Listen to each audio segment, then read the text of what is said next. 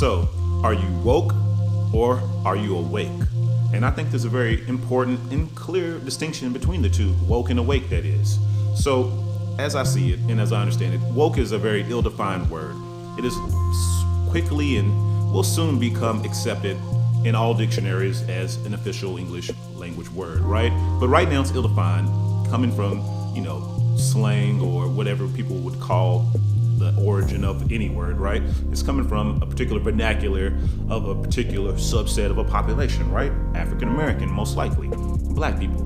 But it's becoming more widely adopted because people are becoming more woke. Not just black people, but people around the world are becoming more woke. They're waking up. Why is that? Well, simply because we have more access to information. Our world is changing. The old institutions and old paradigms and structures are being seen for what they are, which is constructs that are not permanent and not necessarily right or wrong justly. And becoming woke, sudden awareness of this is what I would call being woke. So it's a sudden awareness that the world is not as solid and consistent and as tangibly real, not man's world, not the human society that we live in.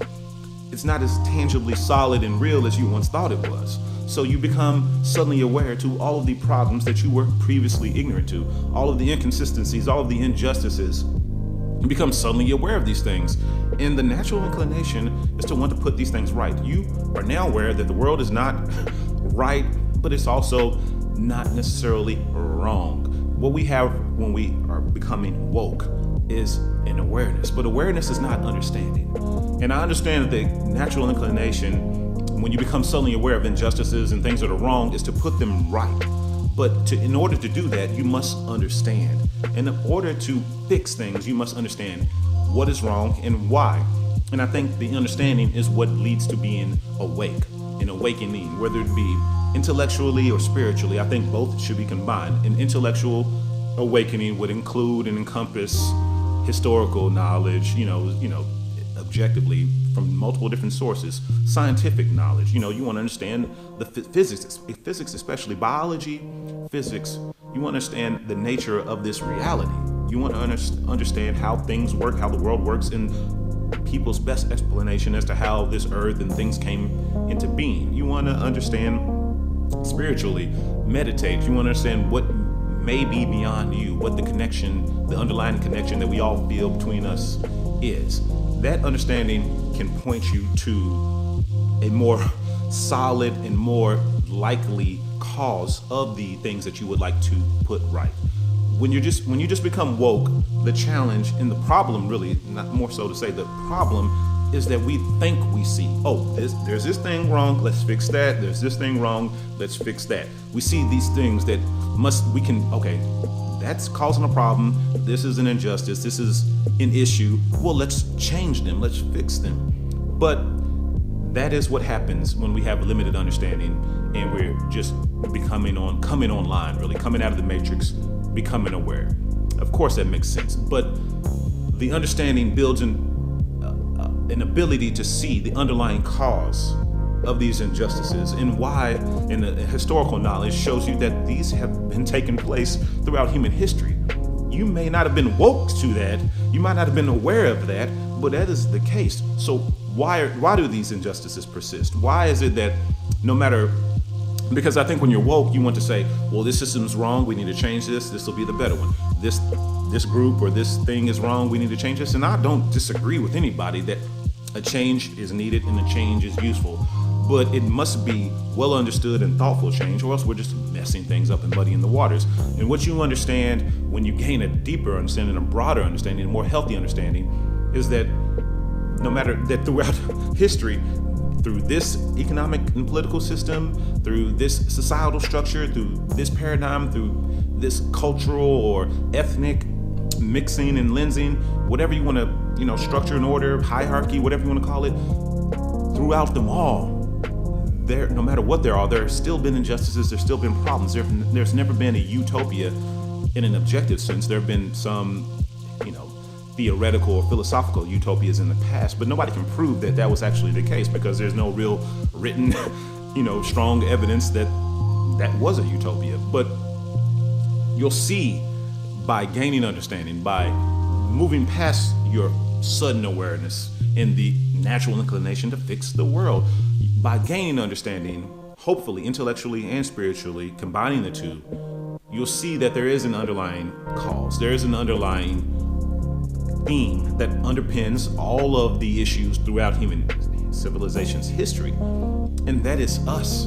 It is the internal. It is the inability to contend with our nature, the inability to work together cohesively, the barriers, the myths, the constructs of groups that we put in the way to make sense of the world, but also divide us and separate us. And also the natural urge and strong inclination for human beings to continually divide themselves into smaller and smaller subsets. And this happens within racially homogenous societies, and it happens in mixed cultures and ethnically and racially mixed cultures like the United States. It doesn't matter. It is a human thing. It is a fundamentally, I wouldn't call it a flaw, but it's a fundamental feature of being a human being. So I think when we become woke, we should be happy about that, because we have at least seen through the illusion to a degree that the world is not made for us. The world is not, right. The world is not as it should or could be at its best, probably. But to proceed without gaining an understanding as to why and how best to make amends is likely to only muddy up the waters and only to waste energy and exacerbate your time and your resources and your own will and energy to, really make effective and sustained change and collaborative change, which is what is needed, I believe. So there's a lot of woke people, and woke people tend to see everything as either right or wrong. And I think that if that's the way you see the world, is they're right or they're wrong, or this is right or this is wrong, then you don't have a deep enough understanding. You need to learn more. You need to become more aware, more awakened. You're woke, no doubt about it. You know that this isn't right, you know that isn't right. But why? And what should be done about them? Just change. Just stopping is not the answer. We need to have an effective approach, a logical, reasoned approach that does not necessarily just lead to another problem, that does not necessarily take care of seemingly what is the obstacle in the way of happiness and justice, while replacing it with another obstacle to either another group's happiness and justice, or one that we could not have foreseen being one that impended upon our own liberty and justice.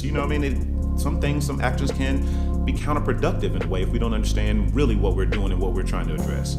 So awake people, spiritually and intellectually, I think understand that the main way to approach this is to address human nature, to address the individual, to address the underlying confusion and conflict that we have internally with our experience of life in the world and what we believe ourselves to be and what is objectively real about biology, physics, the physical substantive nature of your body and your existence, and the, really arbitrary, some people argue against this, but the arbitrary construction of our society and culture, right? It was not done deliberately. It was not done methodically and intentionally. It has come about. Some systems are in place. Some have eroded and dissolved, but none of them are fundamentally right or needed or necessary. That's what being awakened shows you. The root cause is internally, and that really no particular system, no particular change in and of itself without addressing the root cause internally is going to solve the problems. It's not going to solve anything long term. It may be a band-aid, a quick salve. It may make you feel better, but long term and fundamentally and effectively, it doesn't change anything. It just changes a particular scenario and situation. But the world is too dynamic. People are too dynamic. Whatever you think you fixed as a woke person, by stopping that, you haven't probably fixed anything, because the butterfly effect, you've affected this and now it's spilled out and it's changed these other things. And I just think it's important to know the distinction, the difference between the two.